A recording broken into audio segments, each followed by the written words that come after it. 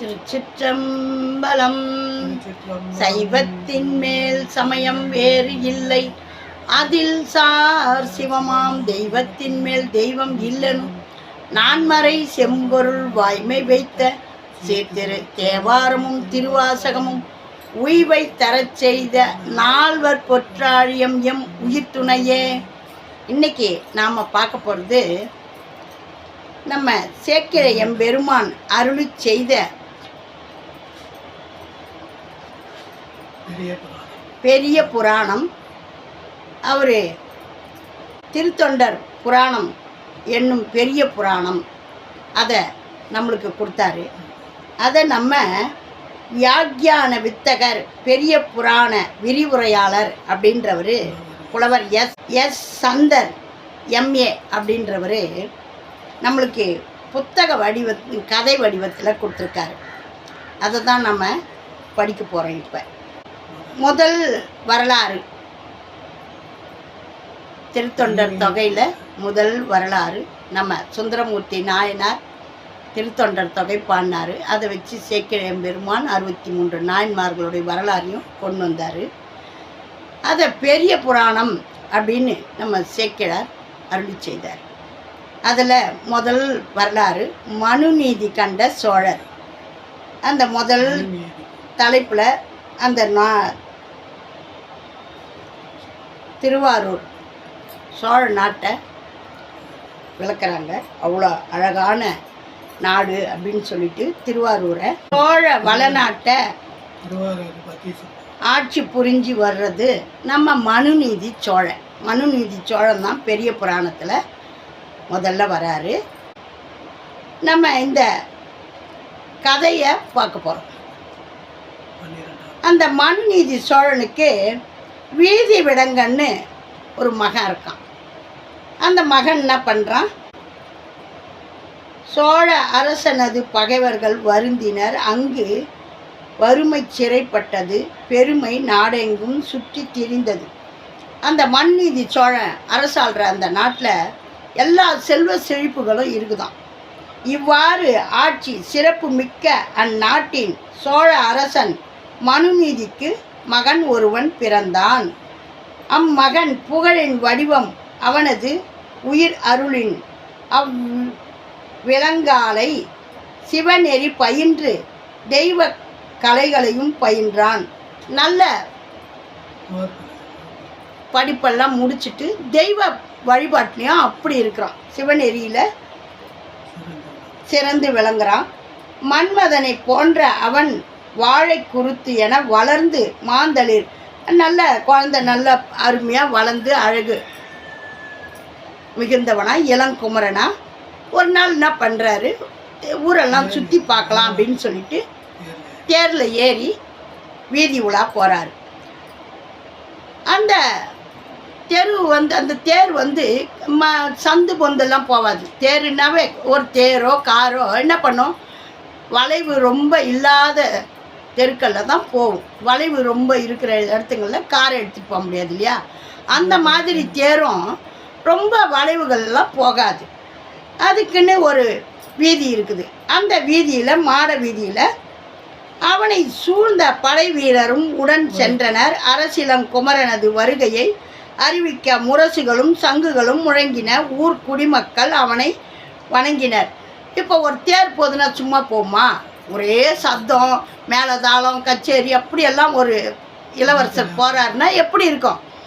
அப்படி ஒரு அமக்களத்தோடு போகும்போது அப்போது தனி பெரும் தர்மம் கொஞ்சமும் கருணை இல்லாமல் மன்னனுடைய வாய்மையை சோதிப்பது போல ஒரு பசுவின் கன்றாக ஒருவருக்கும் தெரியாமல் ஓடிப்போய் வீதி விடங்கன் தேர்ச்சக்கரத்தில் வந்து வீழ்ந்தது.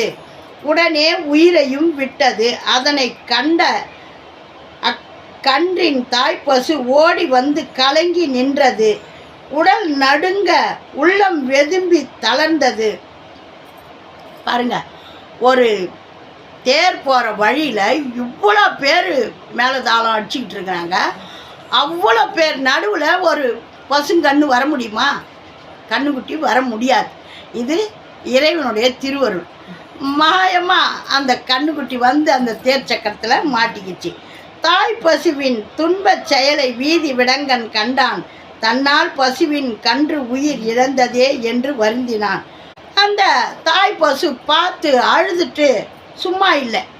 அந்த மனுநீதி சோழன் யாருக்கு எந்த துன்பமாக இருந்தாலும் வந்து அறிவிக்கணும்னு சொல்லிட்டு பெரிய மணி கட்டி வச்சிருக்கிறாரு. இது காலம் அந்த மணியை யாரும் அடித்தது கிடையாது. அந்த ஆராய்ச்சி மணியை இந்த பசு போய் நாக்கால் வாழை அந்த கயிறை சுழட்டி இழுத்து அடிக்குதான்.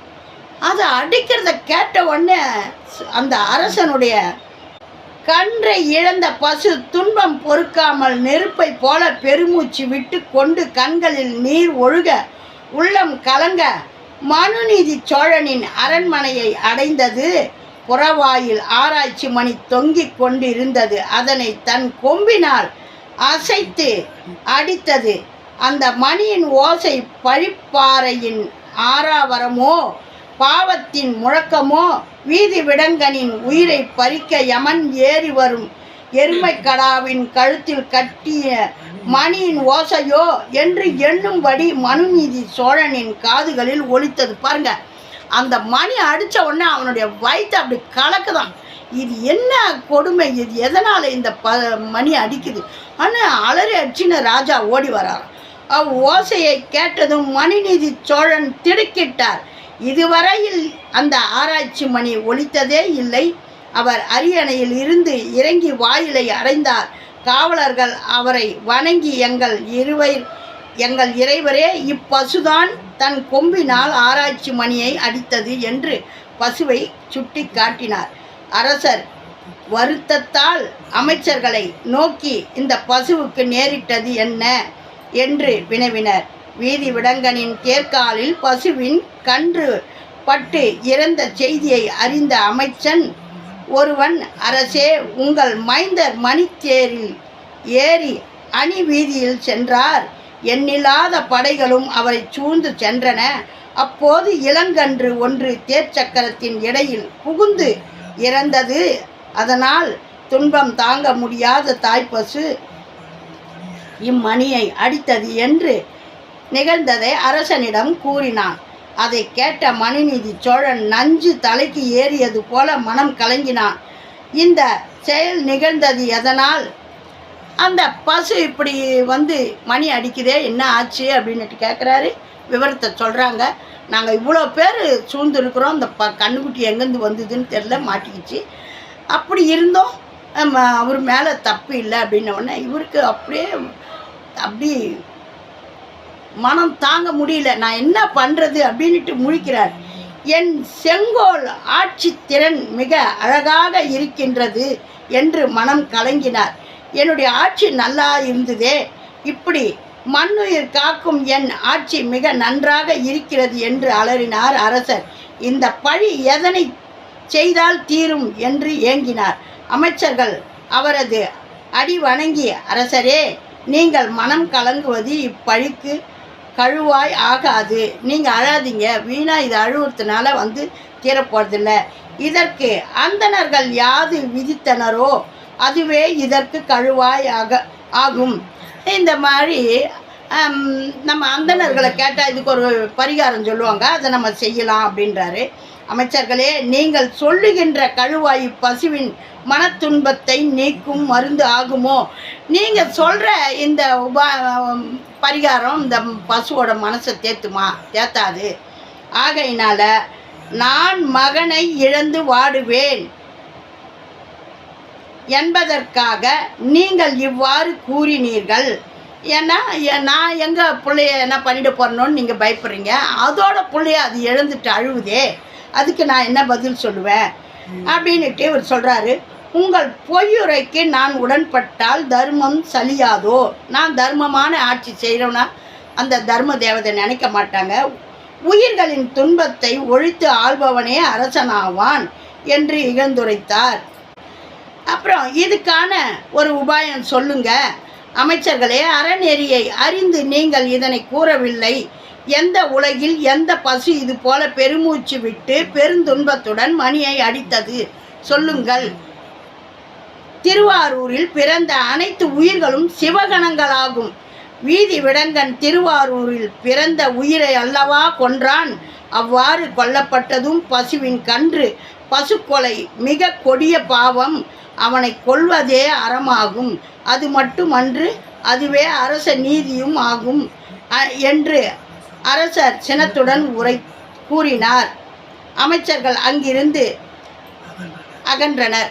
இப்படி இந்த அறநெறி தவறி நான் ஆட்சி செய்தால் இது நல்லாவாது. ஒரு உயிர் கொலை போய் பண்ணிட்ட பிறகு அது இதை செய்து அதை செய்துலாம் நான் தீர்க்க மாட்டேன். உயிருக்கு உயிர் தான். என் பிள்ளையே நான் இது மாதிரி கொல்லணும் அப்படின்னு சொல்லிட்டு சொன்ன உடனே அப்போ என்ன சொல்கிறாரு, இந்த திருவாரூரில் பிறந்தவங்க பூரா பேரும் சிவகணங்கள்னு சொல்கிறாங்க. அதுலேயும் போய் பசுவை போய் கொண்டுட்டான் என் பிள்ளை. இது எப்படி நீங்கள் சொல்கிறதுக்கெல்லாம் நான் ஒத்து போக முடியும்? இது நான் செய்கிற ஆட்சி. அதுக்காக நீங்கள் அறமாகாது, அதுவே அரச நீதியாகும்.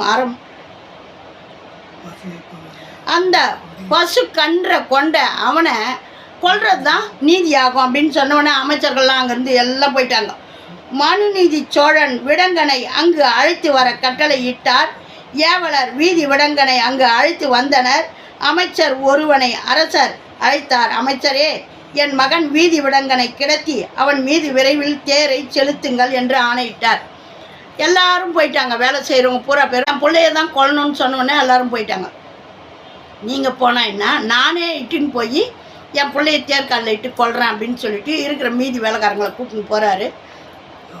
அங்கே ஒரு மந்திரி இருக்கிறார். ஏன்பா நீ மேலே ஏறி தேர் என் பிள்ளை மேலே ஏற்றுன்றார்.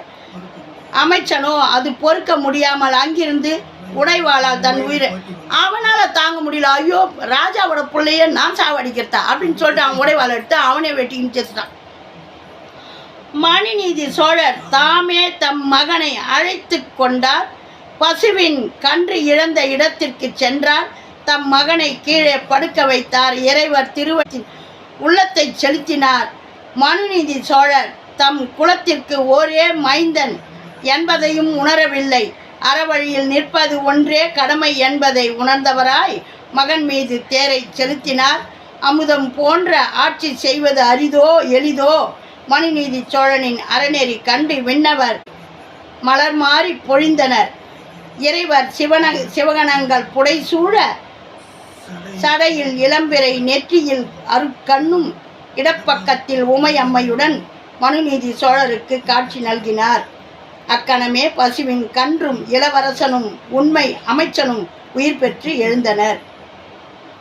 வீதி விடங்கனே தேரை செலுத்தி பிள்ளைய தேர்காலில் இட்டு கொன்ன உடனே சிவபெருமான் மேலேருந்து வந்துட்டார். அம்மாவோட இருவரும் ரிஷப வாகனத்தில் தோன்றி சிவகணங்கள் தோன்ற அனைவரும் காட்சி கொடுக்குறாங்க.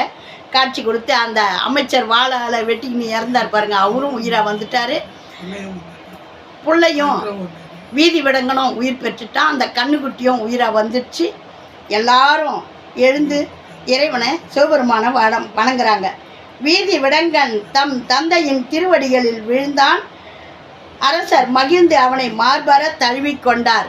பசுவின் மடி பால் சுரந்து கன்று மகிழ்ந்து உண்டது. இறைவர் மறைந்து அருளினார். சிவப்பரம்பொருளே பசு இயமனே கன்று. பசுவுக்காகவும் கன்றுக்காகவும் தம் மகனை இழக்க துணிந்த மனுநீதி சோழன் செங்கோல் திறனை உலகு குணர்த்த இறைவர் நிகழ்த்திய அருள் வரலாறு. அவனுடைய ஆட்சி திறமையை எப்படி பண்ணுறான் பாருங்க அப்படின்னு சொல்லிட்டு மனுநீதி சோழனுடைய ஆட்சி திறமையை உலகுக்கே அறிவிக்க இப்படி நடத்தின அப்படின்னு சொல்லிட்டு சிவபெருமான் அருள்பாலிச்சுட்டு அங்கேருந்து கைலாயத்துக்கு போயிட்டார். இந்த அருமையான வரலாறை நம்மளுக்கு கதை வடிவத்தில் புலவர் சந்தர் அப்படின்றவர் நம்மளுக்கு எழுத்து வடிவத்தில் கொடுத்துருக்காரு. இதை நம்மளுக்கு அருளி செய்தவர், பெரிய புராணத்தை அருளி செய்தவர் சேக்கிழை எம்பெருமான். அவர் இல்லைன்னா பெரிய புராணம் இல்லை. திருத்தொண்டர் தொகையை சுந்தரர் பாடலன்னா நம்மளுக்கு இதெல்லாம் தெரியாது. அவங்களுக்கெல்லாம் நன்றி கூறி சேக்கிழை எம்பெருமான் திருவடிகளுக்கும் சுந்தரமூர்த்தி நாயனாருடைய திருவடிகளுக்கும் போற்றி போற்றி நம்மளுடைய வணக்கத்தை அவங்களுக்கு தெரிவிச்சுக்கிட்டு, இன்றைய பொழுது மனுநீதி சோழனுடைய வரலாறை கேட்டீங்க. இதையெல்லாம் கேட்டவங்களுக்கு நல்ல அறம் இறைவனுடைய திருவருள் கிடைக்கணும். ஓம் நமச்சிவாயம். நல்லதே நடக்கும். எங்கும் இறை அருள் பெருகட்டும். திருச்சிற்றம்பலம். இவ்வளோ காலம் பாடல் வடிவத்தில் கேட்டீங்க, இன்றைக்கி வரலாறு வடிவத்தில் பார்த்தோம், கதை வடிவத்தில் பார்த்தோம். லைக் பண்ணுங்கள், ஷேர் பண்ணுங்கள், சப்ஸ்கிரைப் பண்ணுங்கள், ஆல் பெல் பட்டனை கிளிக் பண்ணுங்கள், ஸ்கிப் பண்ணாமல் பாருங்கள். திருச்சிற்றம்பலம்.